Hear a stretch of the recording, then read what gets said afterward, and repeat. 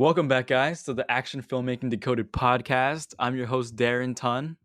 And this is Skylar Tun, his beloved cousin. Beloved cousin. Yes, of course.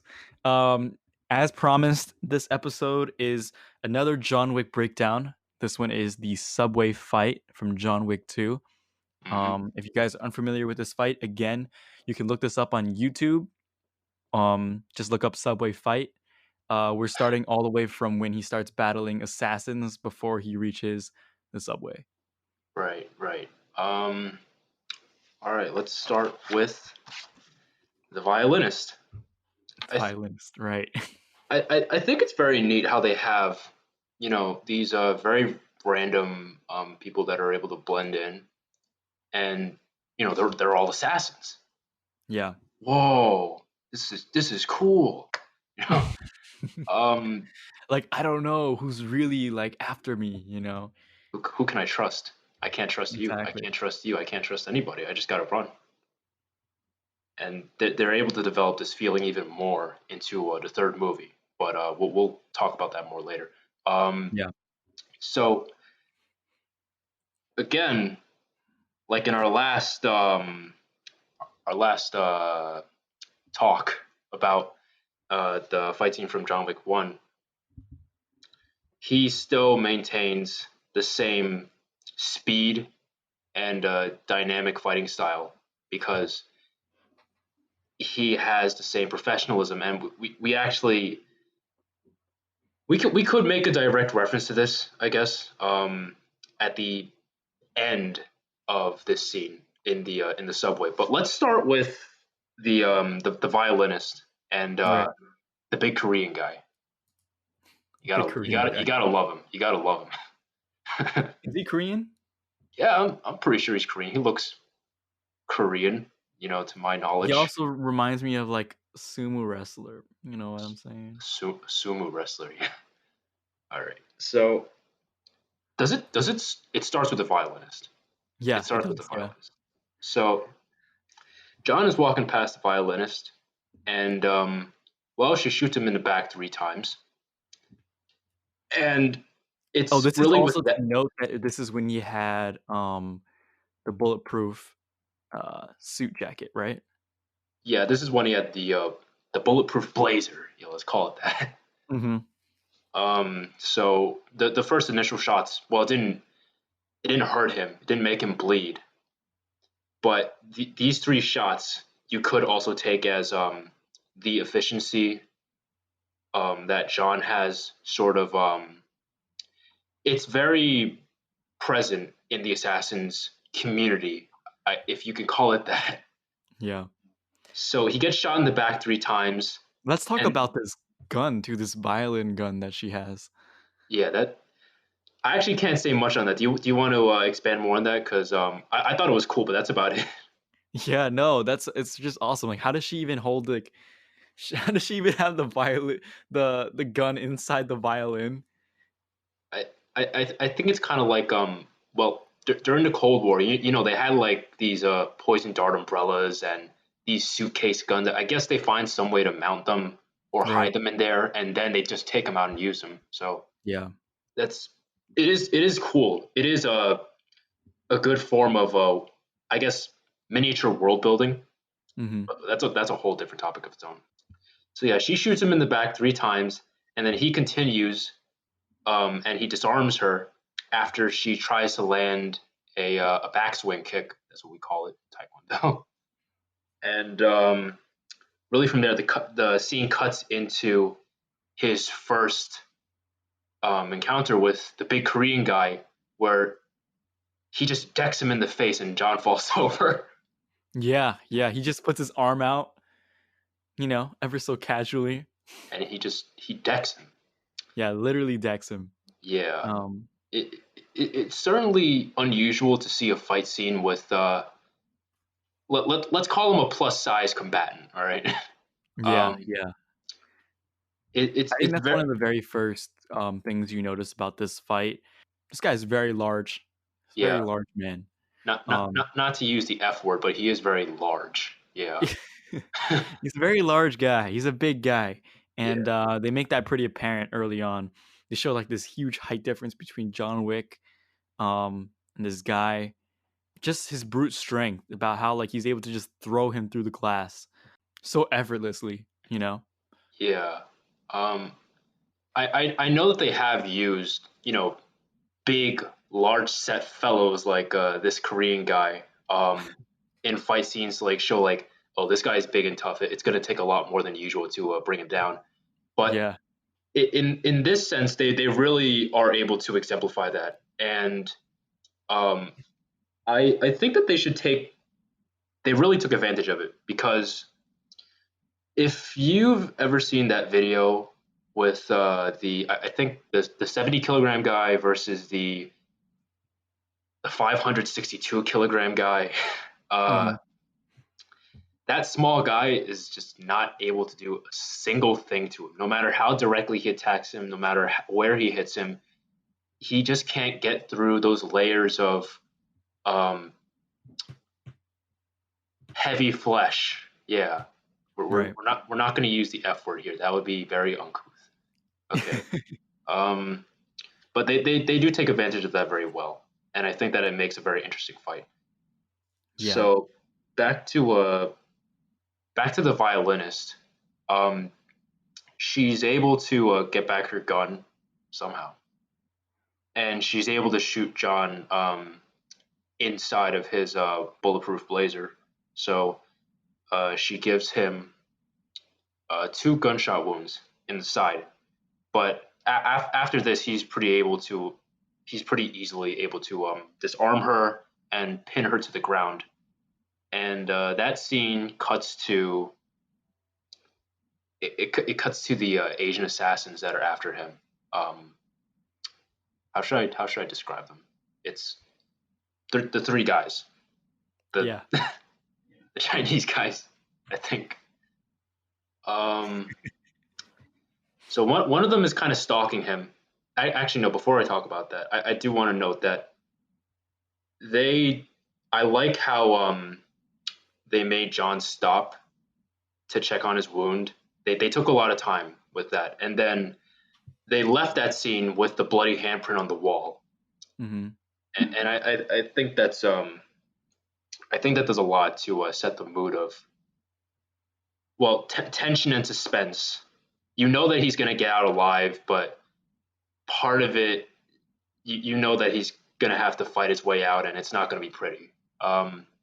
So then you get to the Asian guys stalking him. And actually, for this scene, there isn't really all too much to talk about unless you want to interject. Um, Yeah, I really like this particular sequence because they really jump back and forth between the different fights to really make it um give it this it's very kinetic kind of dynamic. energy. Yeah, yeah, exactly. And basically, it shows like there are a lot of assassins. It's not like he just goes through one and then like there's another one and then there's another one. It's more like of a montage sequence of him fighting different guys, which I thought was really neat.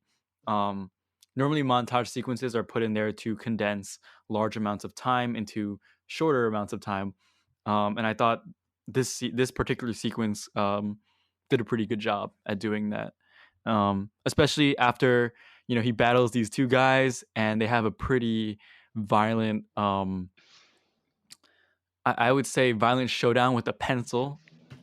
I think Yeah. that's the most memorable part of this scene. Uh, Skylar, in your opinion, do you think someone could really do this with a pencil?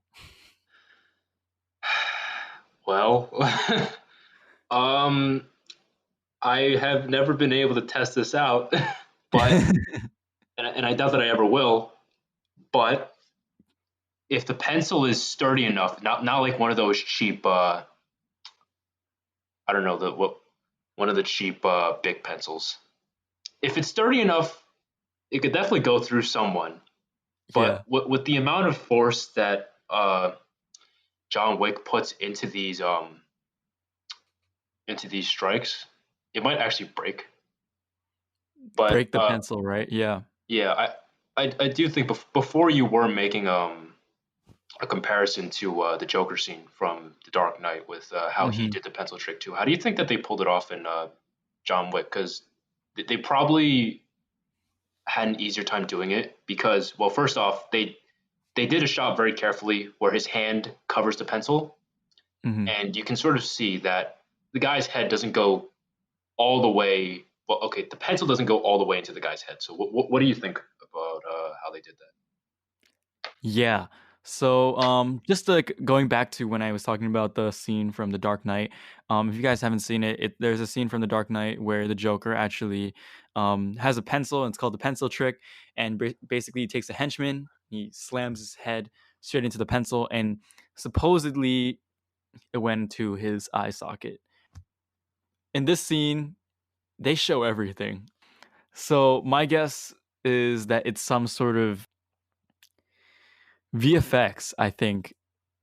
I don't really know how they could have pulled this off without some sort of CG pencil. I believe they probably painted in a pencil for some of these, and then for the ones obviously that are going through his head, it is very possible that he's putting the pencil through his hand and it's just sliding up, if you think Yeah, about it. because they did make sure to have his hand cover most of the pencil. They really used that to their advantage. So Yeah, they yeah. did do a very good job with that shot, and it is a very good nod to the first movie where they're talking about like I once saw him kill 3 men in a bar with a pencil, With the pencil, yeah. with a pencil. And I think it's a great way to include storytelling into your fight scenes because normally nowadays you have fight scenes that are just, scripts, a lot of talking, and then with the story, and then you have fight scene in the middle of the story, and then you have back to story again. Stuff is happening, and then back to fight scene. So it's like I think it's a great way to actually include storytelling into your fight scenes, and Right. basically that's what all of John Wick is storytelling through his fight scenes.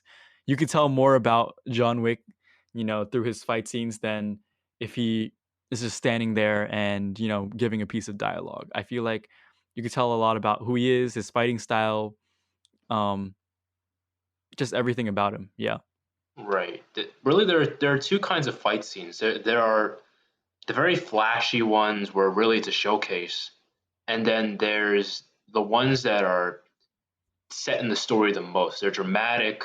The moves are chosen very carefully. How the moves are performed is chosen very carefully because you wanted to pick that kind of tone and you want to show the kind of mood in the scene.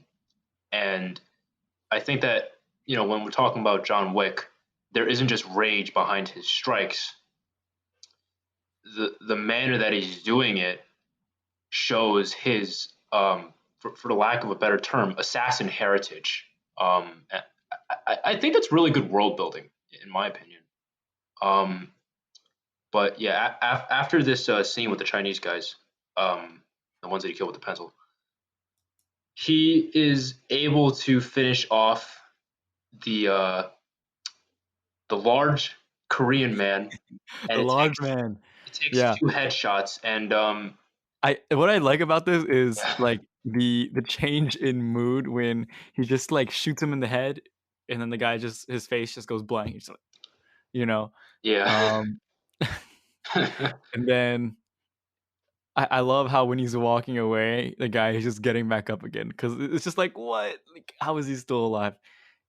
yeah. No, I do think that John Wick, well, the directors of John Wick definitely know when to insert humor because obviously, if you have a movie that's just all darkness, Mhm. it's not going to be fun to watch. It's not even going Mhm. to be worth watching. So you have to you have to know when to put a little bit of lighthearted, even stupid humor. Like this is a pretty basic joke. Like, oh, how is he getting back up? Just kill him again. And they definitely expand on this humor in John Wick 3, just Yeah. like the idea that you're surrounded, But There's also the sense of like I see a lot of Jackie inspiration there with like action comedy in a yeah, way. But Yeah, there's also this sense of like, hey, he's doing like some pretty ridiculous stuff. If you think about it and you look at it, some of the stuff is pretty ridiculous. And if you don't interject humor and you don't really understand what you're making, or basically you don't really understand, I guess, the humor and the ridiculousness behind it, then What are you even doing? yeah, it falls apart in a way. Yeah. So I like this. Yeah. All right. But yeah, moving on. Um, there's the The scene stairs. right in front Yeah. of um what's this place again? The Supposedly, it's the Canal Street station. Well, no, it's the one preceding the Canal Street station for the E train, and both of us could definitely tell you that the subway station doesn't look that nice. It's never that clean, and it's definitely not white. It starts off with John trying to proceed to the subway, and another assassin is following him. That's Cassian, who is played by Common, the mhm. rapper. And Cassian's motivation throughout the entire movie is John killed a previous target that, let's just say, he was attached to. And Cassian takes his contract not just for the money, well, assumingly not just for the money. He wants revenge, obviously. His It was his ward. So it enters this very almost tongue-in-cheek shooting scene where they both have silenced pistols and they're moving through the station, and they're just shooting a couple shots at each other whenever they can. This is at the Oculus. Yeah. Yeah. This Okay. this fight scene was at the Oculus, but this is really cool to see. It's also really funny. I remember when they were just like silently like just shooting at each other from, one of them is on the top of the balcony and the other one is like walking down there with the crowd. It really just shows like, I think it really just also exemplifies how they stand out and everyone else is kind of just minding their own business. Typical New Yorker style. Yeah. Actually, now that I think about it, it also kind of adds to the fact that you could have no idea that you're surrounded by assassins. Like these two guys. I know that John's face was full of blood and cuts and everything, but in a sense, they're blending into the crowd. They just look like average Joes. Again, even though John Wick's face is covered in cuts and scratches, that nobody notices that they're shooting each other somehow, and they're able to blend in seamlessly, and it adds to that Mhm. effect. You don't know what's around you. You don't know what's hidden. I guess that's why Mhm. we call it hidden. Yeah, And yeah. It makes it feel bigger than it actually is, yeah. right, right. And then after this cute little scene, as I would call it, um, they move to the subway, and well, there are people boarding a train, and there are two guys who try to take out John Wick, but one of them is shot in the head very quickly. He's almost disregarded. He's almost just tossed aside, and the other one Mhm. is executed almost just as quickly. Um, John Wick stabs him through. It almost makes me wonder, like, how many stuntmen they just go through that fast? The budget for this movie was certainly bigger than the last one, so they Yeah, probably had enough. But yeah. there is no shortage in the spilling of blood. Mhm. So let's talk more about the subway fight scene, the knife fight with Cassian. What did you think when you first saw it? I thought it was really, really interesting because, I always say interesting, but, no, this in particular was pretty interesting Yes. because I think every fight scene needs a build up to it. You can't just jump right into crazy fight scene, whatever. Like I think the biggest part of a lot of fight scenes is a lot of the build up that's included with it. And I think this is something that's also amplified in the movie The Good, the Bad, the Ugly. Uh, Um, that movie is literally all build up.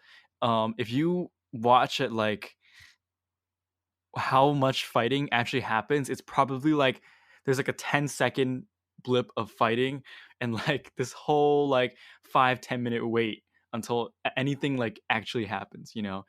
I think it's very similar to Martin Scorsese's style. It's very similar to um Quentin Tarantino style a little bit.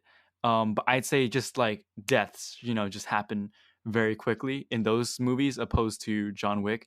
But I like the way that they use tension here to build up the tension right before, these two actually faced off against each other. Right. Um, in this scene in particular, I really like how they were in a crowded subway. So it was almost like, oh, we can't fight with all these civilians around, like we have to abide by our code and only go after each other. Like we're not here to kill anybody else. You know what I mean? Um, so I think it was really interesting how, it really highlighted how the two were just having this stare down and just waiting for people to just exit the train slowly as the train empties out. And then once the train is completely empty, it's like, bam, those two can face each other. Right. Right. Along with the crowd, and I don't want to keep saying that, oh, they have very professional attitude, because that's going to get old eventually. I really want to make note about the crowd and the fact that they're in the subway, because I know this is going to be a really bad example, but hear me out. Okay. Snakes on a plane. They use claustrophobia very well for these scenes. You're in a tight situation. You're in a crowded situation. There are people around. The walls almost feel like they're going to close in within you. And even though the subway does empty out, John and Cassian stay very close to each other. And that only adds to the claustrophobic feeling, because unless you know jujitsu, which John uses a lot in the fight, a close fight is a hard fight. You need distance to kick someone. You need more distance than you'd expect to punch someone. And if you don't have distance, then you just got to grapple or you got to flip. And what John does is he flips a lot. But, the other thing in this yeah. that you just pointed out too is like the space in that train is very limited. So obviously having less space, it's harder to fight, but it's also harder to film if you think about it. Some of these more cramped fight scenes that I've had to film before have been some of the hardest to film, because I was like, man, I want to show all the action, but I was like, I can barely even squeeze my camera in here. It's like, how are we gonna even have enough room to record this or film this? So it was really really interesting. I must have been a challenge to record in such a small subway like that. I'm assuming that maybe they had some sort of detachable walls, some way to maneuver the camera around a little bit easier so that they can get those shots. Right. I mean, they did use some very interesting angles. There was a lot of focus on, well, in the beginning of the fight scene, where John and Cassian were holding off each other before they stabbed each other. And that first stab makes the camera switch to John's face, which is really him trying to keep in, that grunt of pain. And I think that speaks a lot on an emotional level, and again, a professional level, because he's trying to, very, very professional. He's trying to keep in that this fight is just between them. He doesn't need to make this any bigger than it is already. So he wants to keep this, let's just use the term, in the box if we can. Right. And with the crowd, the rest of the people in the subway backed up against one of the doors, the box is pretty much theirs. They can do whatever they want, but they still stay relatively close to each other. And aside from one quick jab that John makes with his knife, the only one, well, Cassian is really the only one who makes these wider sweeps and these big movements, especially in the end, where he tries to slam down the knife onto John's chest. And John is able to use that those big movements to redirect the knife into Cassian's his chest, his aorta. Yeah. In your opinion, stuck in a situation like this, a subway car, would you think that this is the the method of fighting that you would use. Would we have knives? Let's just say that there are no knives. Yeah. Okay. If there are no Before the knives, knives are being pulled out. okay. If there are no knives, because I don't like using weapons, to be Mhm. honest. If there are no knives, the fight would certainly still be very close because I think, um, well, first off, you're gonna have the claustrophobia of the subway car. Even if there's no one there, it's still a relatively narrow corridor. So you're not gonna be able to like, just sidestep or anything. You gotta work with the space very carefully. Fortunately, if you're a more flashy or acrobatic or dynamic fighter, you could use the bars to your advantage. Pull yourself up and kick the guy or whatever. Mm. I can't really say much in terms of realism because most guys are more likely to knock you to the ground and start wailing on you. But I would definitely try to corner someone if I were in a subway situation. Yeah. Yeah. And well, one last thing I want to make note of, and then I'll hand over the mic to you. The line that John Wick says at the end, um, that the blade is stuck in your aorta, you pull it out, you die. This is a professional courtesy. Mm. I think you know where I'm gonna go with this. I don't want to say the word again, the P word. No, I'll say it's professional. Right. Yeah, it's very professional.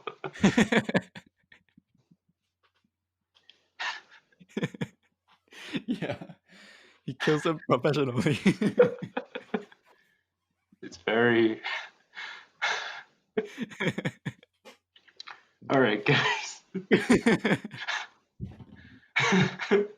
So what can we take from this? John has very good etiquette, and he knows how to work well in a space. Right. Right. Just some other things I realized when rewatching this fight. There's a lot of places where they could have hid, crash pads, or pads in general for them to fall on. It looks like the big flip where he flips Common over, and Common kind of just falls just right in front of the camera. They weren't showing the ground there, so it definitely looks like they could have put Crash pad. a crash pad there. Yeah, and it looks like they didn't even show his face either, so that could have been A Common's stunt stunt double. double. Yeah. Well, it's definitely plausible. I mean, they did do a lot of flips, and the angles that they used, and yeah, it's mostly the angles that they use. They make it Mhm. look very fast and hard, and that's what you're looking for in a good flip. Obviously, Right. it's not like you're just trying to like knock the guy over. You want to slam him into the ground. You know. Also, a scene like this, as you can see, the way the subway car is, it's very, very difficult to have two cameras running at the same time. Um, so it looks like when every single time they cut back from the other side, the other perspective, it's a second take or a different take um, of what they filmed. So they definitely did this a lot of times from different angles. So they know their stuff. Oh yeah, they definitely know their stuff. I wouldn't doubt that for a second. But yeah, that's all the notes that I have to give about this scene. I really like this scene. I thought it was built up pretty well. Um, and yeah, any other notes that we should give? um, I think on a final note, it was just it was a very good, very dynamic fight, and it helped to contribute to a lot of, I guess, the world building in John Wick 2, because really they say that the first movie you set up the characters, the second movie you set up the world. So you can actually see in their fighting style how they do things. It leads back to some kind of, like I said before, assassin heritage or a way, well, a way that they culturally express themselves through killing. So Yeah. I think that was probably a very interesting point in John Wick 2 in general. All But right. yeah, that's it. Awesome. Well, thank you guys so much for tuning into this episode. Next episode, we're probably going to go into some of Jackie Chan's stunts. So stay tuned for that.